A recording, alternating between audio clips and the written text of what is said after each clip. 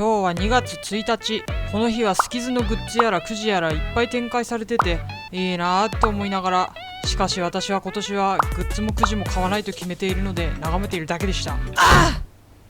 でも欲しい。でも買えない。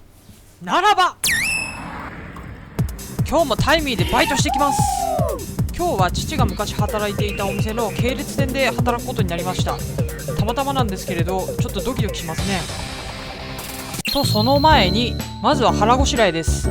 ベースブレッドのこしあん味を買ってみました。生地がちょっと苦めなのと、あんも結構渋めの甘さだったので、なんか黒糖のパン食べてるような味でしたね。はい、いよいよ現場に到着しました。エレベーターを待っていると、後ろの扉が開いて男性が一人出てきました。挨拶をすると、さんですかと言われ、はいそうですがって答えると、お父さんにはすごくお世話になってねと言われました。まさかの父を知っている人に出会うという奇跡的な状況になりました。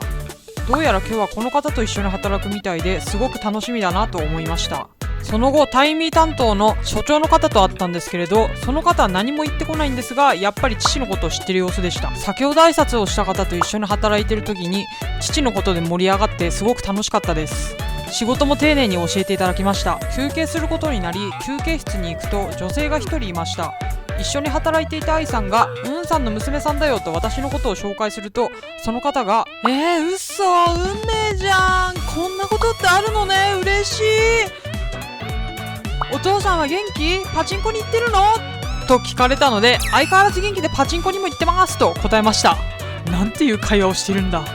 休憩時間中、お父さんにはお世話になったからねと言ってジュースもごちそうになりました。ありがとうございました。はい、ということで帰ってきたんですけれども、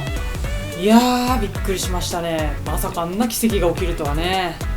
予想もしてなかったです。もう私のこと知ってる人とか絶対誰もいないだろうなーって思って行ったら、まさかね正体がバレるっていう。まあ名字も珍しいですから、それで最初はお父さんの話中心に喋ってたんですけれど、だんだん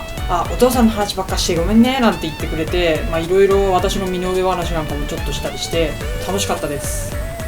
それでもうすごく楽しかったし、もう仕事はキビキビやってくれるし、こっちも助かったよ、またぜひ来てねって言ってもらえて、しかも最近は毎日募集してるんだよね、だからよかったらまた本当に来てよって言ってもらえたんで、今週も行ってきます。頑張ってくるぜ、稼ぐぜ。